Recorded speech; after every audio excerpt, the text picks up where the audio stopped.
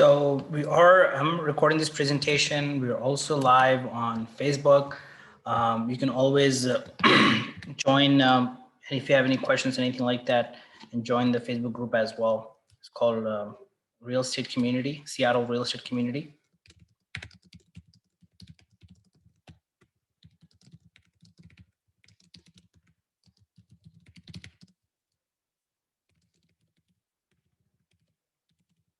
Okay, so we're just about to go live right now. Okay, so let me get started here. So basically, I have a lot of brothers and people who actually reach out to me, and they always ask me, "Hey, I want to get in real estate. What should I do? Should I get real estate license? I want to make money in real estate." But most people, are not ready to get the license. They wanted to test things out. They want to experiment, and that's the reason I actually created this presentation so that I can give the knowledge that people are looking for. I wanted to introduce myself a little bit because you need to know who I am and why do I qualify for this presentation. I started real estate about 7 years ago with flipping, and I spent almost like $30,000+ in education. I made a lot of money. I lost a lot of money. Most people start real estate by becoming an agent. So what they do is they take this exam and they'll learn about what is there by reading the books, and they take the exam and they become real estate agent, but most of them don't have the experience, the real practical knowledge. The way I started is I was working for an investor. He would make me work very aggressive. Since I had a boss, he would make me do everything like negotiate contract, talk to people, bring deals and do all that stuff. So I just wanted to kind of like give that idea a little bit of why, and then I actually, I after that, I talked to a lot of real estate agents and just kind of like put together, a knowledge group that I wanted to share with people, right? So I want to talk to a little bit about the disclaimer, right? That I had to do all the time if I had to use any of these techniques, that I'm not a legal attorney. In order to use any of my investment techniques, I would recommend check with state laws or real estate attorney. Even though this presentation is not about investing a lot of money, I have to disclose that real estate investment can be risky. So please make a wise decision based on your risk tolerance. Okay. So a few other things that I want to talk about. The first thing is, most people don't have the investor mindset, right? What most people are looking for is basically, if they wanted to invest in real estate, they said that, hey, I want to make hundreds and thousands of dollars, but they're not willing to invest hundreds of hours in education. Like if you're going to become a doctor, I mean, imagine how many years you actually put into education. The K-12, the kindergarten to 12, whatever, 12, 14 years. Then you go to 4-year college. That's another 4 years. Then you go to 4 years of med school, then 2 years of practice, almost like 22, 24 years of education you are putting into, and hundreds and hundreds and thousands of dollars to actually become a doctor so that you can make hundreds and thousands of dollars. Same here. If you are not willing to invest, learn your time, energy, and everything, then you are not going to be able to become a good investor, right? That's how the business is. The moment you stop learning is the moment you stop earning in real estate. Same with you. For an example, you are a technology engineer and your company is implementing a new software or a new technology that they want you to learn so that you can start implementing it. And if you say, well, I'm not going to learn, then you would not be able to succeed at that job, right? So that's the reason. And I'm a type of person is if I talk about something, I actually implement it. I mean, these are like bunch of books that I actually have in my Audible. How to talk to anyone, Think and Grow Rich by Napoleon Hill, Sell or Be Sold by Grant Cardone. He's one of the person who owns $1 billion in real estate. Grant Cardone is a pretty good person. He's one of the biggest entrepreneurs in real estate. The 10x rule, and then 7 Habits of Highly Effective People. These are all the books that you have to be learning in order to improve your communication skills, because real estate is all about communication. And most people, if you are not going to invest money, you have to invest time, right? So if you're actually looking into getting into real estate and making money where you don't really want it to invest a lot of money, then you have to invest a lot of time. And when I mention here investing money is basically, you're not investing like hundreds of thousands of dollars. Like for an example, without license and without money, let's say you made 5 10,000 whatever, but you should learn to invest that back into the business in order to become a bigger investor. Like for an example, let's say example of Warren Buffett, right? He's actually a billionaire, made a lot of money in stocks, but when he started stocks, he probably made 1,000 2,500 here and there, right? But he started investing that money that he made in order to make big money, right? So that's what investor mindset is all about. Most of the people who don't invest time, energy, and money on themselves on improving their knowledge will be crushed by big investors. So I highly recommend that you invest your time, energy, and everything when you are going to become an investor. And if you don't have the investor mindset, then you will not be able to become a good real estate investor. Okay. So first thing is, once you have done your, so first thing, download the Meetup app. You can also go to meetup.com, search for Real Estate Investing Association. Okay. Let me show you. I pulled up, I think I pulled up one of the, okay. So here you can go Seattle, Washington. So here you can actually go to meetup.com.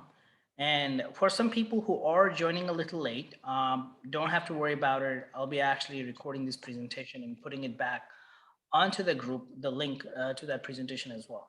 So you can go to meetup.com and type real estate. I put it in Seattle, Washington, whatever. You can put 25, 50 miles. Then you will see a bunch of groups where you can find investors, right? Seattle Real Estate FP, Real Estate Investor Club, Real Estate Mastermind, all these groups. Let's say, let's click on this. Okay, how many? 348 investors, right? Whatever. So they have like meetups, um, every month. Like next meetup is coming is on March 3. 10 house hacking tips and tricks for real estate investors. They teach you stuff. Like people here who come, sometimes these are free, or sometimes you have to pay like $20 to get in. And then they'll actually, you'll network with a lot of people there, and you will learn a whole lot of techniques and everything. So that's what I would recommend, that you actually go to one of these meetups by downloading the Meetup app. If you wanted to become a doctor, you talk to doctors, you hang out with doctors, you learn from a doctor, then eventually you will become a doctor. If you wanted to hang out with engineers, you talk to engineers, you learn from engineers, you take advice and suggestions from engineers. Um, and that's how you actually learn from engineers, right? So if you want to become real estate investor, you have to meet real estate investors, you have to hang out with real estate investors, you have to share contacts with real estate investors, network with real estate investors, then you will eventually become a real estate investor, right? So go to Meetup. You can download this Meetup app in the Play Store or Apple Store. Search for Real Estate Investing Association, like I said, or here I did. You will find a real estate investing, and then you have to dress smart. I have like guys show up in shorts and tank tops and tell me, hey, I want to learn this thing, bro. Like, what are you doing? I mean, I don't talk to them seriously, because if somebody's coming to a real estate investing association and they are serious about learning about real estate and they reach out to me, I want them to be serious about it. So dress smart. Maybe sometimes people just wear a button-up shirt and jeans. Like talk passionately, and tell them honestly, you're new to real estate and you want to learn. Whoever you meet, tell them they are very helpful. If you are passionate, people want to help you. They will even go above and beyond to help you out to learn real estate. And most people don't even care about like money or anything like that. Carry some business cards. Go to vistaprint.com and put together a small business card. It will show that you're a professional. Meet investors and exchange contact information. However, 99% of the people who take contact information and exchange contact information with investors you meet will never follow up, and those cards will pile up somewhere in the under your car seat, or those will be in your desk in your office where you will eventually throw them off. So once you meet investors and exchange their contact information in a real estate investing association you meet, the second step is to meet those investors on a coffee. I get calls from people, hey Abdul, I'll buy you a coffee, or they'll say I'll buy you a lunch. I want to pick your brain. So what they will think is I am very excited about a $3 coffee, so I'm gonna make myself drive for 30 minutes to meet them, spend 2 hours and come back so that I can actually drink a coffee. But that is not the way to talk to investors. If you got their number, don't tell them, hey, I'll buy you coffee, I want to pick your brain, like, come to let's meet up somewhere. They will not like you at all. Say, I want to borrow 20 minutes of your time and discuss how I can add value to you.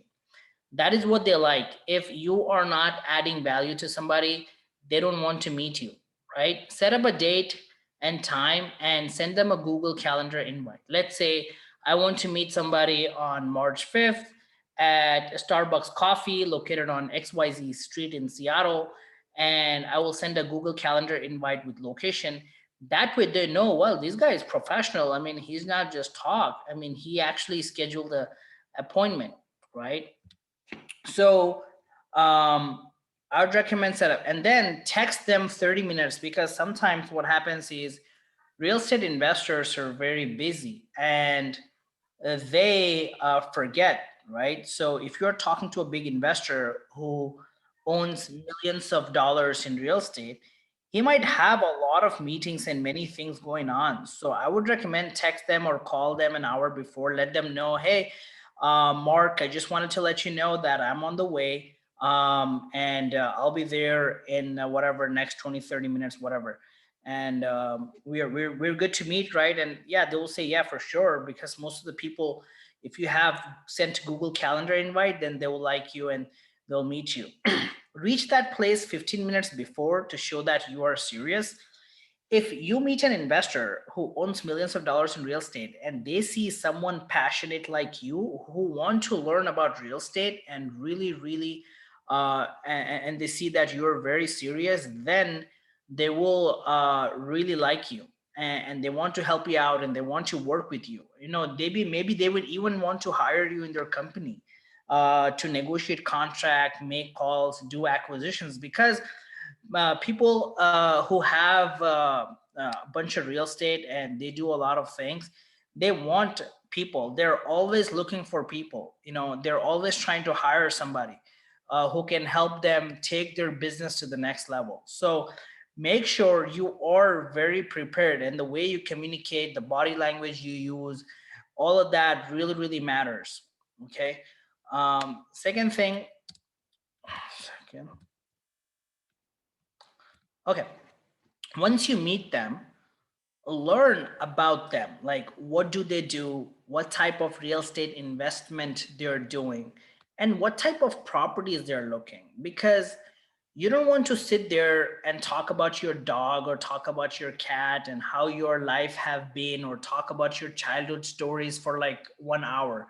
I mean they will like you, they will say yeah, I mean you're great, I mean thanks for telling me all these stories, but they most of the time they probably not gonna want to meet you the second time, right? Tell them, hey, you know what, I'm very passionate, I'm very excited, I want to learn about real estate, I also want to add value to you, how I can add value.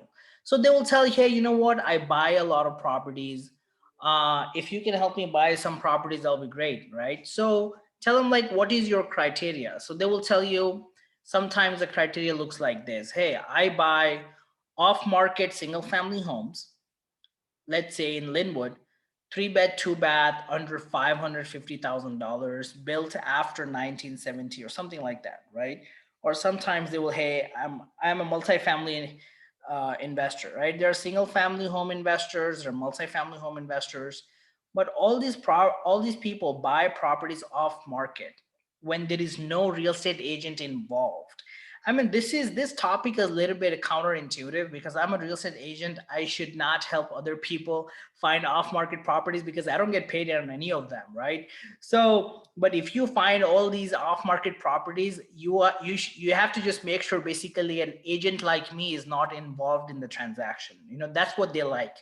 They like to negotiate directly with the sellers. They don't want agent in the middle because agent is trying to protect the seller, their client, by not letting the client seller take a very lowball offer.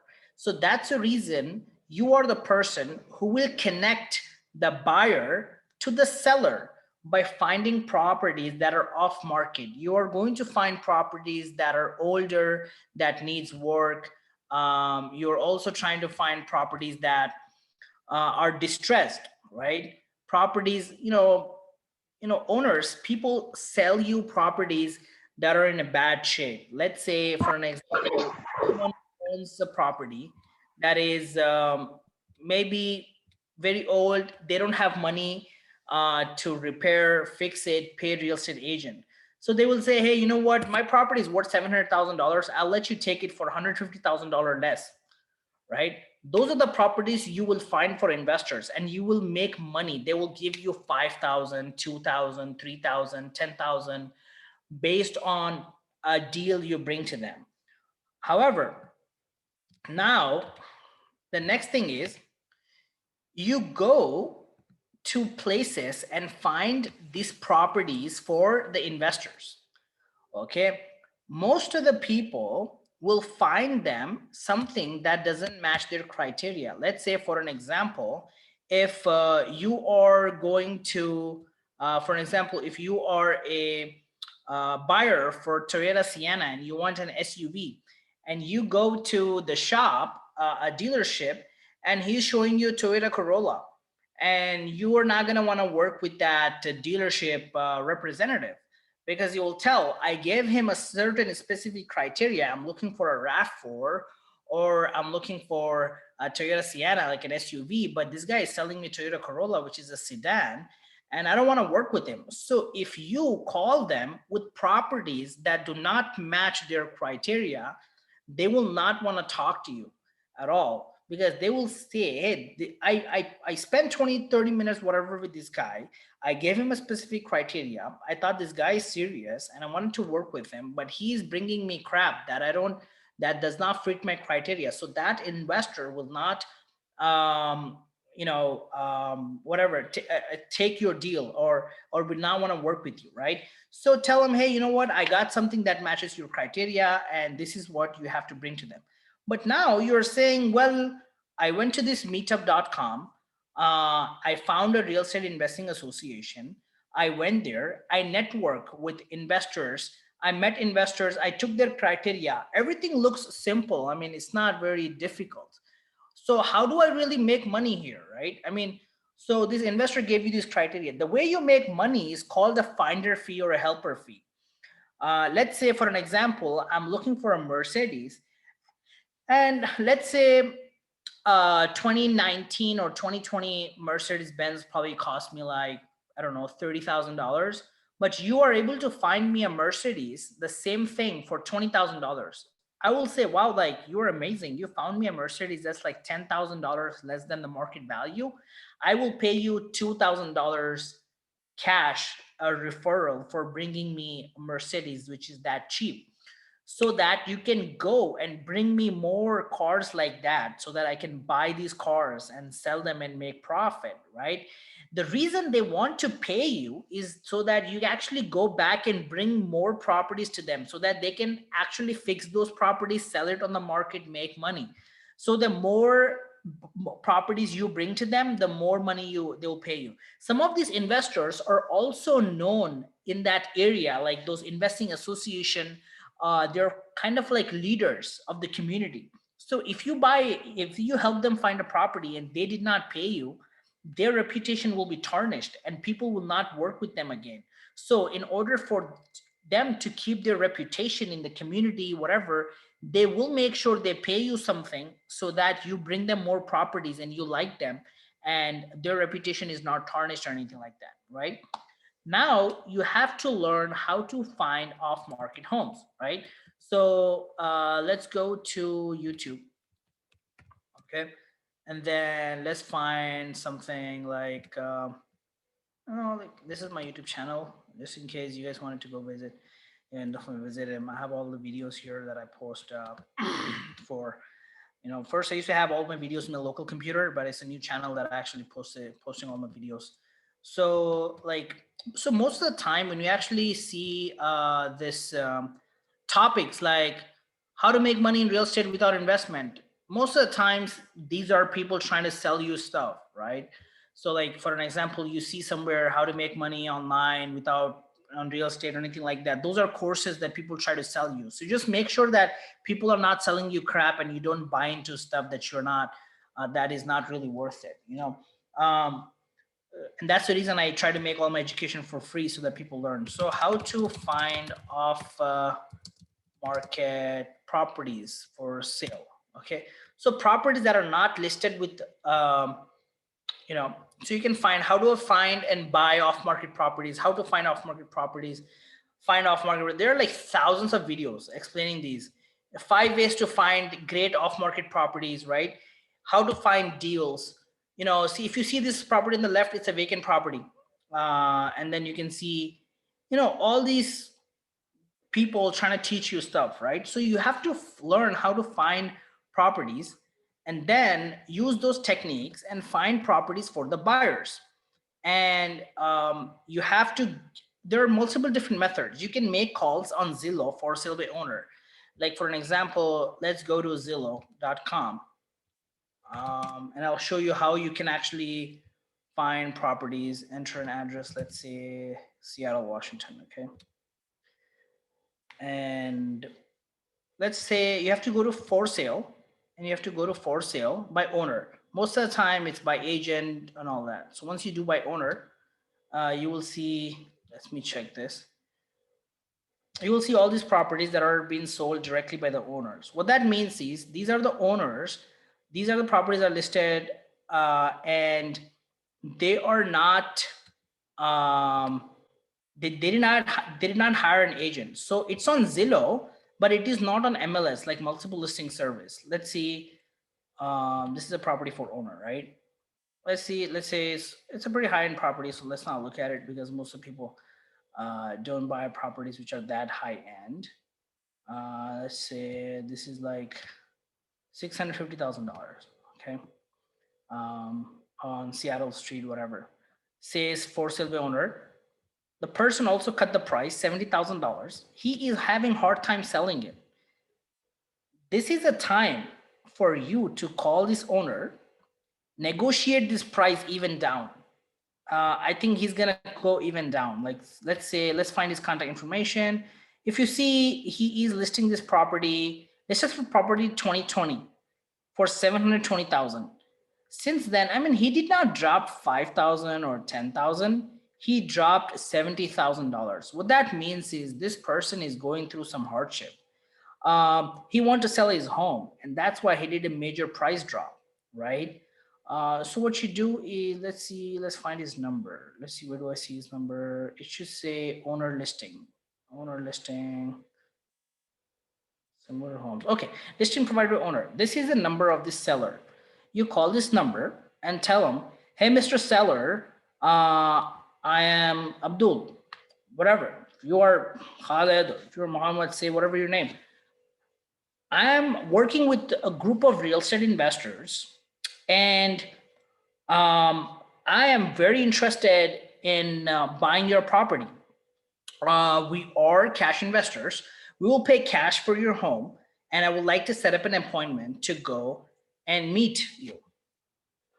And once you go to meet the seller, you're not going to know what to say. So you go to YouTube again, you say how to negotiate a wholesale deal, right?